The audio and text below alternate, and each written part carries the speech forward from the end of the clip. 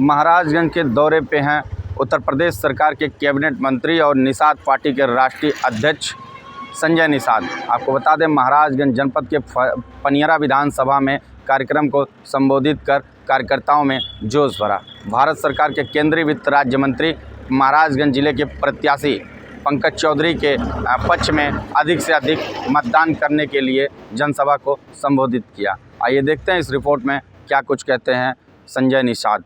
स्वागत करिए अपने नेता का इस लोकसभा के नेता। कर सकता हूँ कि महाराजगंज में कोई ऐसा परिवार नहीं तो गरीबों को दर्द को जानता है। गरीब को क्या चाहिए? कम से कम एक मकान होना चाहिए, मकान में शौचालय होना चाहिए, बिजली का कनेक्शन होना चाहिए, गैस का कनेक्शन होना चाहिए, पानी का कनेक्शन होना चाहिए।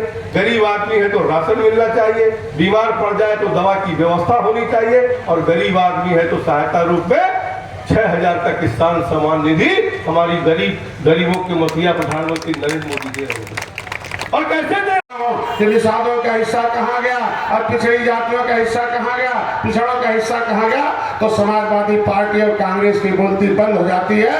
हमारी 11 विधायक हमारा साथ देते हैं और भारतीय जनता पार्टी के सारे विधायक ताली बजाकर सदन में हमारा साथ देते हैं, आवाज उठाते हैं। जो आपके लिए आवाज उठाए उसका साथ देना चाहिए। समझदार लोग सरकार के साथ रहते हैं, गंवार लोग इधर उधर पौआ के चक्कर में पड़ जाते हैं। इन झुआ भरवोट निषादों का, झुआ भरवोट राजभर का, झुआ भरवोट पिछड़ी हर जाति का, झुआ भरवोट दलितों का लेकर पौआ पिलाते रहे 70 साल से।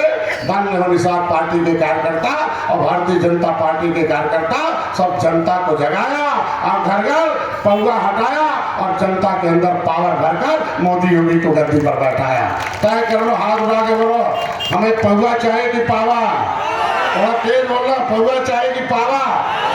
क्या क्या भाई, तेज बोलो क्या? अरे भाई फूलन देवी बाटिल बोलता है। दोनों हाथ उठा के बोलो, पौआ चाहिए कि पावा?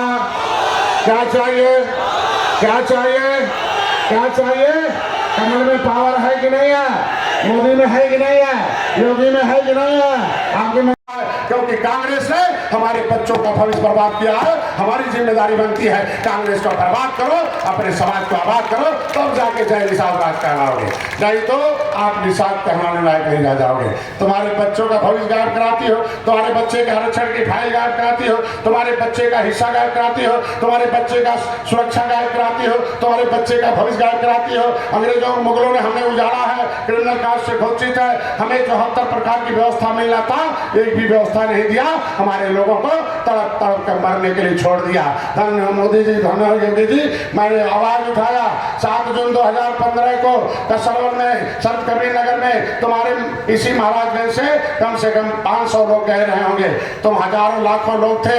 तुम्हारे सामने मैं रेल से मोदी को अपनी आवाज पहुंचा रहा था। रेल की जगह जो होती है वो केंद्र सरकार की होती है। केंद्र सरकार गोली चलाती तो चल जाता, सीआरपीएफ गोली चलाती चल जाता, आरपीएफ गोली चलाती तो चल जाता, सेना गोली चलाती तो चल जाता। लेकिन सपा के लोगों के ऊपर सांप रेंगने लगा कि निषाद का बेटा कैसे नेता हो जाएगा, निषाद की आवाज उड़ जाएगी, हमें हिस्सा देना पड़ेगा, इसके हिस्से पर हमारे समाज के लोग रहेंगे। 1 घंटे के अंदर गोली चलाई, 6 घंटे गोली चली तो रही। जैसे अंग्रेज मारते रहे वैसे सपाइयों ने हमारे समाज के ऊपर गोली धड़ धड़ मारते रहे। मेरा एक भाई मारा गया, उसको तड़पते हुए पॉलीथीन में घिरा के ले गए।